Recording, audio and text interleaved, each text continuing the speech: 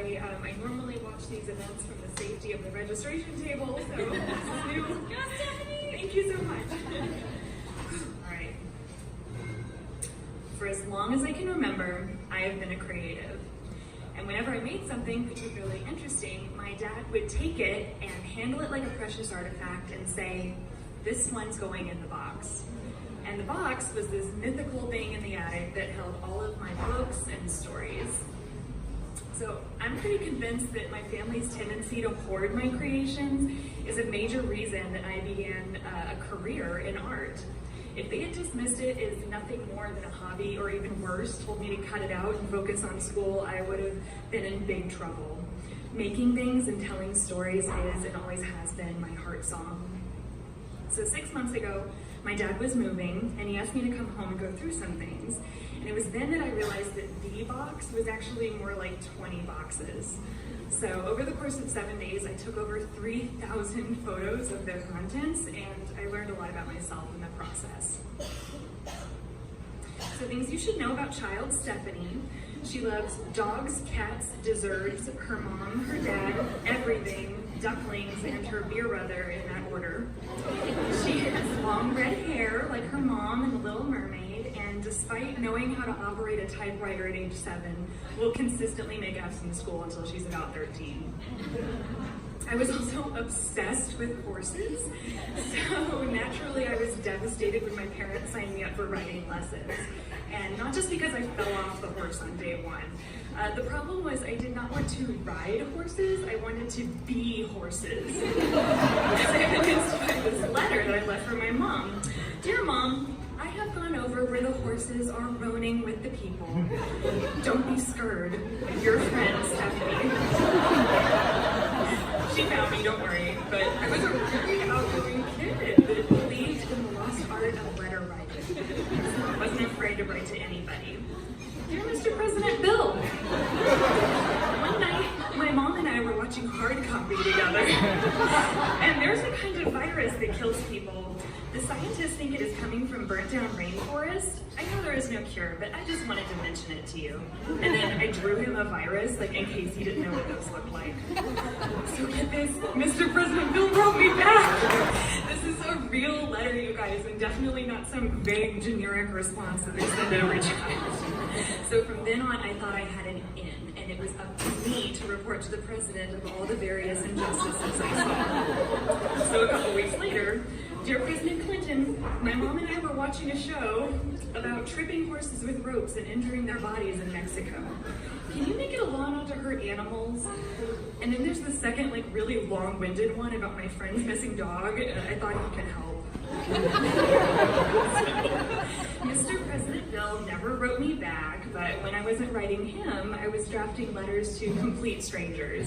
Like this one was left for the people that moved into our house after we moved, informing them of which room was mine. Letters were also a great means of communicating with my friends, or at the very least, telling on them. "Dear Miss Edwards, do you know your daughter Megan? Well, she's being mean to me. I found a fossil on the playground and she said, 'Give it to me.' And I said, 'No.' And then I like illustrated the confrontation in my diary. So I was like, really upset about that one. Here's another one. "Dear Whitney, I don't like the way you treated me on Sunday night. Now I want to be your friend, but if you act like this, we will part." And then I illustrated for her the current state of our friendship. We're in the bad zone. And just, by the way, that's Megan and Whitney and my wedding. So letters weren't always about drama. Sometimes they were about setting boundaries, like this one that I wrote to my little brother when I was 12. "I'm not here. Ignore me. When I'm in trouble, don't jump to be Mr. Good afterwards. Just leave. I am not a like whatever girl, so stop. I do have a name, so stop calling me tweener or tweener wiener. And finally, you must understand that ages 11 to 15, I will not be myself. So don't think I'm weird or embarrassed when I bring up adolescence." All right, I was a bit of a drama drama queen, but I learned how to channel that in a lot of different ways. One of my first books I actually wrote when I was 8. It was a rom-com called A Tale of Two Ponies. And when my brother and I weren't trying to strangle each other, we actually collaborated on a lot of projects. This included classics like Jurassic Wars, Women of Mortal Kombat. It's really crazy to see these things because somewhere along the way, writing actually became a very personal thing for me.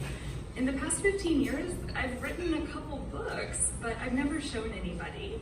I think like a lot of people, the older I got, the more I started to look at my work with a critical eye. So I'm really thick-skinned when it comes to design, but I haven't really had the courage to try to publish anything. So imagine my surprise when I found this. Dear publishing company, my name is Stephanie. I really like your books. I was wondering if you could do me a favor. And then I go on to pitch my book, which is a gritty crime drama about a little girl who gets hit by a car and then kidnapped. I was 11. While we were going through these boxes, my dad said that I created fearlessly. If I didn't know how to spell a word or draw something, it didn't stop me from making it. I think kids have a lot more courage than we give them credit for, and there's also a lot to be said for the power of encouragement and support from your family. So if you have kids, or even a friend or family member that's creative, don't underestimate the power of your kind words. All of this truly helped remind me why I do what I do and inspired me to share more of my past and present work on Instagram at Letters from Stephanie. So check it out if you want to see more of this. And thank you so much, guys.